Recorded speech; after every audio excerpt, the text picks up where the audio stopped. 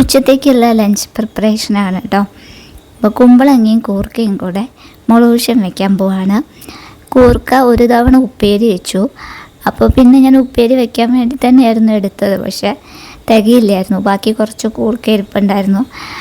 അപ്പോൾ അത് ഉപ്പേരിക്ക് തികയില്ല.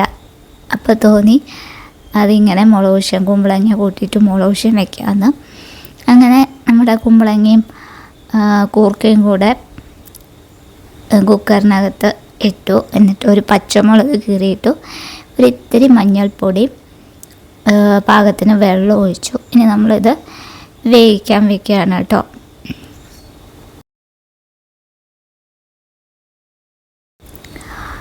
കുക്കർ നമുക്ക് അടച്ചു കൊടുക്കാം. ഉപ്പ് ഞാൻ ഇത് വെന്ത് വന്നതിന് ശേഷം ഇടുന്നുള്ളൂ. ഇപ്പോൾ ഇത് നമുക്ക് അടുപ്പിലേക്ക് കയറ്റാം.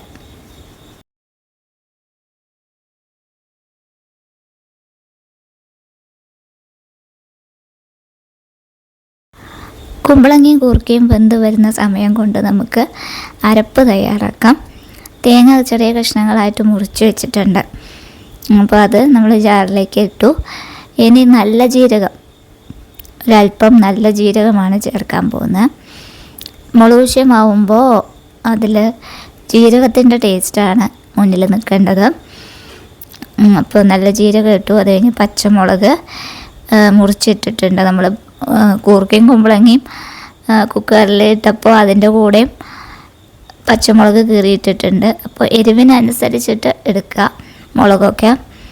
അപ്പോൾ എനിക്ക് ഒരുപാട് മുളക് വേണ്ട, എരിവ് വേണ്ട. അതുകൊണ്ട് ഞാൻ ഒരു 3 പച്ചമുളക്, അധികം എരിവില്ലാത്ത പച്ചമുളകാണ്, അതൊരു 3 എണ്ണമാണ് മൊത്തം യൂസ് ചെയ്തിട്ടുള്ളത് കേട്ടോ. അപ്പോൾ നമ്മുടെ പച്ചക്കറിയൊക്കെ വെന്തു, നമ്മുടെ കുമ്പളങ്ങയും കൂർക്കയും. അത് വെന്ത് വന്നപ്പോൾ അതൊന്ന് ഉടച്ചു കൊടുത്തിട്ട് പാകത്തിന് ഉപ്പ്, കല്ലുപ്പാണ് ചേർത്തത്. അത് ചേർത്ത് ഇളക്കി അതൊന്ന് തിളച്ച് വരുമ്പോൾ നമ്മുടെ അരപ്പ്, തേങ്ങയും ജീരകവും പച്ചമുളകും കൂട്ടിയിട്ടുള്ള ഈ അരപ്പ് ചേർക്കുക. മുളകുശമൊക്കെ ഉണ്ടാക്കാൻ വളരെ എളുപ്പമാണ്. കുട്ടികൾക്ക് വരെ ഉണ്ടാക്കാൻ പറ്റുന്ന ഒരു കൂട്ടാനാണ് ഈ മുളകുശം. തേങ്ങ അരപ്പ് ചേർക്കാതെയും മുളകുശം ഉണ്ടാക്കാം കേട്ടോ. അതും സ്വാദാണ്. വെറുതെ പച്ച വെളിച്ചെണ്ണ ഒഴിച്ച് കൊടുത്ത് കറിവേപ്പില താഴ്ത്തിയാൽ നല്ല സ്വാദാണ്. ഇതിൽ നമ്മൾ തേങ്ങ അരപ്പൊക്കെ ചേർക്കുന്നുണ്ട്. എന്നിട്ട് തേങ്ങ അരച്ച് കഴിഞ്ഞാൽ പിന്നെ തിളയ്ക്കാണ്ടല്ലോ. അപ്പോൾ നന്നായിട്ടൊന്ന് ഇളക്കി കൊടുത്ത് ഒന്ന് ചൂടായാൽ നമ്മൾ തീ ഓഫ് ചെയ്യുക. എന്നിട്ട് കറിവേപ്പില താഴ്ത്തുക, ഒരല്പം പച്ച വെളിച്ചെണ്ണയും മീതെ തുളിച്ചു കൊടുക്കുക എന്ന് തന്നെയാണ് പറയുക. അത്ര കുറച്ചേ ചേർക്കണ്ടു, ഒഴിച്ചു കൊടുക്കല്ല, തുളിച്ചു കൊടുക്കുകയാണ് കേട്ടോ. ഒരു ചെറിയ ഫ്ലേവർ കിട്ടുക വേണ്ടു. അപ്പോൾ നമ്മുടെ മുളകുശം അവിടെ റെഡി ആയിട്ടുണ്ട്. ഇനി നമ്മൾ പപ്പടം കാച്ചാൻ പോവാണ്. എനിക്ക് പൊട്ടിച്ച് വറുത്ത പപ്പടമാണ് ഇഷ്ടം. ചെറിയ കഷ്ണങ്ങളായിട്ട് നമ്മൾ പൊട്ടിച്ച് വറുത്ത പപ്പടമാണ് എനിക്ക് കൂടുതലിഷ്ടം. പിന്നെ അച്ഛനും അമ്മയ്ക്കും ഒക്കെ ഇങ്ങനെ വലിയ പപ്പടമായിട്ടാണ് ഇഷ്ടം. അപ്പോൾ പിന്നെ ഞാൻ അങ്ങനെ അങ്ങ് കാച്ചിയതാണ്.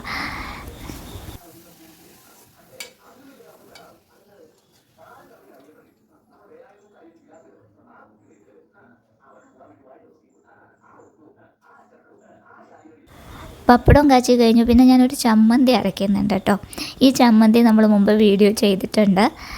നാളികേരം, അതുപോലെ ഇഞ്ചി, പുളി, വറ്റൽമുളക്, ഒരിത്തിരി ശർക്കരയും പിന്നെ ഇത്തിരി കറിവേപ്പിലയും, ഇതെല്ലാം കൂടി ചേർത്ത് അരയ്ക്കുന്ന ഒരു ചമ്മന്തിയാണ്. അപ്പോൾ ആ ഒരു ചമ്മന്തിയും കൂടെ അരച്ചാൽ ഉച്ചത്തേക്കുള്ള ലഞ്ച് കംപ്ലീറ്റ് ആയിട്ടോ.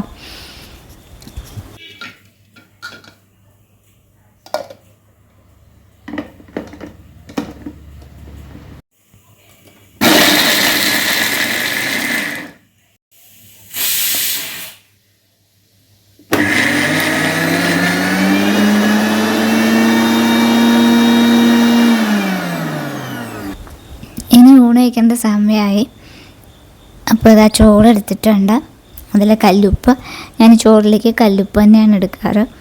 നമ്മുടെ സ്വന്തം കാച്ചിയമോര് ഇപ്പോൾ ഒരു താരമാണല്ലേ. പിന്നെ ഇതാ എൻ്റെ കുമ്പളങ്ങയും കൂർക്കയും മുളകുശം. അമ്മ അതിലെ കൂർക്കയൊക്കെ പെറുക്കി എനിക്ക് തരുന്നുണ്ട് കേട്ടോ. അമ്മയ്ക്ക് അസിഡിറ്റി പ്രോബ്ലം ഉള്ളതുകൊണ്ട് കിഴങ്ങ് വർഗ്ഗമൊന്നും അധികം കഴിക്കില്ല. പിന്നെ ഇതാ ചമ്മന്തി, നമ്മുടെ തേങ്ങയും പുളിയും ഇഞ്ചിയും ശർക്കരയും ഒക്കെ ഇട്ട് അരച്ച ചമ്മന്തി. ഇത് നല്ലൊരു കോമ്പിനേഷനാണ് കേട്ടോ. ഈ മുളകുശ്യം, അത് ഏത് മുളകുശ്യായാലും അതിൽ ഈ ഒരു ചമ്മന്തി നല്ലൊരു കോമ്പിനേഷനാണ്. ഇതുവരെ ട്രൈ ചെയ്യാത്തവരുണ്ടെങ്കിൽ ഒന്നങ്ങനെ ട്രൈ ചെയ്ത് നോക്കൂ, നല്ല സ്വാദാണ്. എന്നിട്ട് കമൻസ് ആയിട്ട് നിങ്ങളുടെ അഭിപ്രായങ്ങളൊക്കെ അറിയിക്കണം കേട്ടോ. അപ്പോൾ ശരി, ടാറ്റ.